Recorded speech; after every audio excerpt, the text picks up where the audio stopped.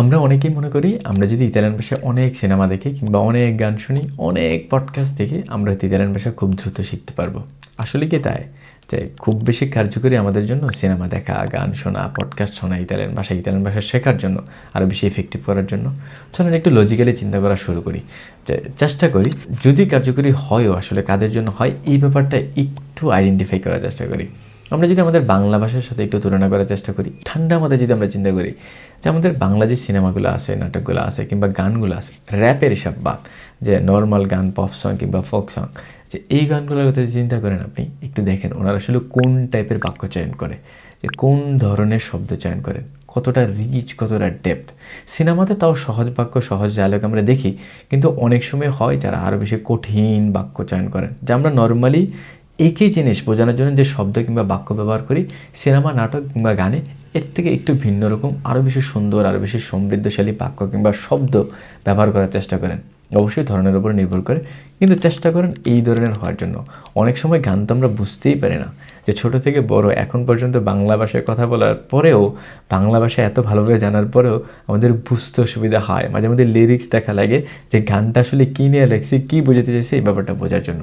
Same ব্যাপারটা প্রত্যেকটা ভাষার বেলা হয়, ইতালিয়ান ভাষার বেলাও সেম ব্যাপার হয়। যে যদিও ইতালিয়ান ভাষার ব্যাপারগুলো যখন গানের ব্যাপার আসে, যখন সিনেমার ব্যাপার আসে, তখন ওরা চিন্তা করেন আরও বেশি কত বেশি রিচ করা যায়, যে বাক্যচয়ন কত বেশি সুন্দর করা যায়, কত বেশি স্মার্ট করা যায়। তো এই ব্যাপারগুলো ওইখানেও কাজ করে। তো এই ধরনের ডেপথ সেন্টেন্স, এই ধরনের গুছানো ভাষা আমরা আসলে কখন বুঝতে পারবো, যে কখন আসলে চেষ্টা করা উচিত যে এই ব্যাপারগুলো নেওয়ার বা বোঝার। আপনি যদি শুধুমাত্র আজেরোতে থাকেন, সবেমাত্র শুরু করলেন, কিংবা আউন্নতে আছেন, অল্প স্বল্প বোঝেন, কিংবা আদৌ করা শুরু করছেন সবেমাত্র, আদৌ শেষের দিকেও না, তখন আসলে খুব বেশি কার্যকরী হওয়ার সম্ভাবনা খুব কম। এটা আমার পার্সোনাল ওপিনিয়ন, যে আমার কাছে মনে হয় না যে এই ধরনের চেষ্টা আসলে করা উচিত। দেখেন, আমরা ইতালিতে থেকে যারা ইতালিয়ান ভাষা শিখতে চাই, আমাদের কাছে সময়টা খুব লিমিটেড, একদম মাপা। বাংলাদেশে আসি, জাস্ট খাইতেছি, ঘুরতেছি, তখন ভাষা শিখতেছি। ব্যাপার যদি ওইরকম হইতো তাহলে অনেকগুলো জিনিসপত্র নিয়ে এক্সপেরিমেন্ট করা যেত। প্যারা নাই, চিল, বাসায় আসি, কোনো সমস্যা নেই, আস্তে আস্তে সময় নিয়ে শিখতেছি।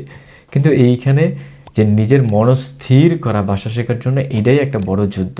আসলে এত প্রতিকূল পরিবেশ এইখানের মধ্যে, একা একা চলা লাগে প্রত্যেকটা রাস্তায়। তো ওই জায়গার মধ্যে এইটুকু লিমিটেড সময়, এইটুকু মোটিভেশন আপনি যদি আননেসেসারি ওয়েতে ওয়েস্ট করেন, তাহলে এটা খুব ইফেক্টিভ হওয়ার চান্স খুব কম। তো আমার পার্সোনাল ওপিনিয়ন হচ্ছে, আপনি যদি আজও আউনতে থাকেন বা আদুয়ের প্রথম দিকে থাকেন, এই ব্যাপারগুলো আপাতত থাকুক। আপনি যখন আদুয়ে শেষ করে ফেলতেছেন, ওই স্টেজ যাবেন, বিশেষ করে B1 যদি করতে যান, আমি বলবো আপনি সারাদিন রেডিও শোনেন, রাই টিভি আছে, অন্যান্য যেগুলো আছে এগুলা সারাদিন শোনেন, সারাদিন পডকাস্ট শোনেন, সারাদিন সিনেমা দেখেন, যতটুকু সম্ভব কাটানো যায় এই এনভায়রনমেন্টের মধ্যে। যে গান শোনা থেকে শুরু করে, গান থেকে বেশি আমি প্রেফার করি হচ্ছে পডকাস্ট, কারণ গানের মধ্যে মিউজিক টিচিক সহ খুব বেশি স্ট্রেট ফরওয়ার্ড করে ফেলে, তখন আসলে বুঝতে অনেক অসুবিধা হয়। তো সিনেমা, পডকাস্ট, রেডিও যত বেশি পারেন তত বেশি দেখেন।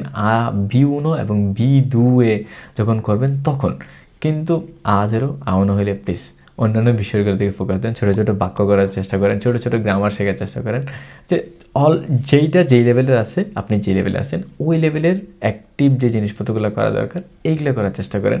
ইনশাল্লাহ আপনিও ভাষা শিখতে পারবেন। ভালো থাকবেন, দেখা হচ্ছে পরের ভিডিওতে। আল্লাহ হাফেজ।